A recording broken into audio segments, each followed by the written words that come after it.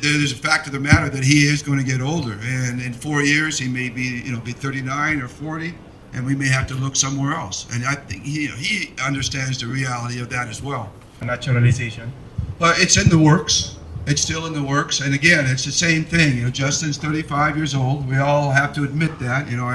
I have to admit that I'm the age that I am, and I hate to admit it, but we all have to admit that guys get older. Diane and I were just talking about Djokovic and the fact that he lost in the finals today to Alcaraz, and he's 37, right, Diane? He's 37 years old. So it's just a reality of the situation. Players get older, and it would only as much as we all love Justin, no one loves Justin more than I do, obviously, except maybe his girlfriend or someone like that. But there's a fact of the matter that he is going to get older, and in 4 years he may be 39 or 40, and we may have to look somewhere else. And I think he understands the reality of that as well. So putting it's on us to make sure that we have a continuity or continuous program. So Bennie represents that, just like Carl and Kevin represent that for the local players.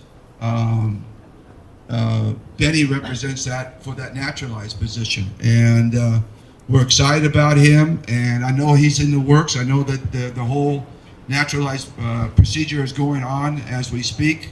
I don't know exactly where it is at this point, but and I know Bennie's really excited. I remember talking to him. I said, the next Olympics is in LA, and he didn't realize that, but he's from LA. And he goes, "Oh my God, could you imagine if I could play in the Olympics in Los Angeles, in my hometown? I mean, that would be, the greatest thing that would ever happen to me." So, whether that happens or not, and whether, again, you can't predict what's going to happen in 4 years.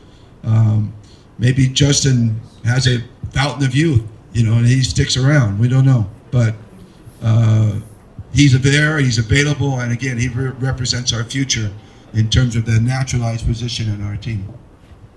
He's a great guy, by the way, Bennie. Coach, just a follow-up. Do you have any plans already of incorporating maybe as early as the November window? That's something we would explore. That would really be on him and whether he'd be available.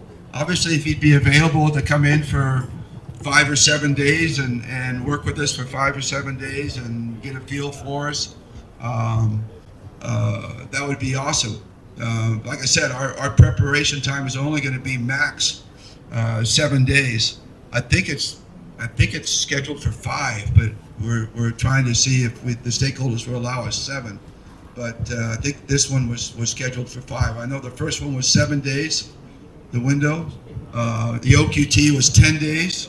And this one's supposed to be 5 days. So again, these are all agreements that we made at the beginning of the year, and we're going to try to stick to them as much as we can. I think the actual 10 days before the OQT ended up being 11 days. We called them in a day earlier than we. So we went actually 11 days. So hopefully, maybe we go 6 or 7 days instead of 5 for the November window.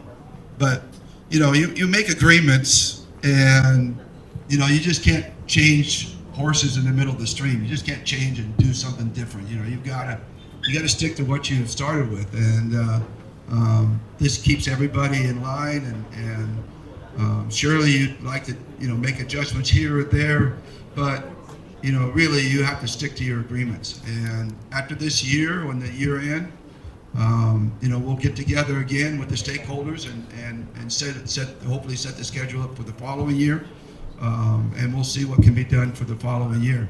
I think we have four windows next year, including the SEA Games. So that's up in the air also. I don't know what the PBA and the UAP are going to do about the SEA Games. So those are things that we'll talk about in the future.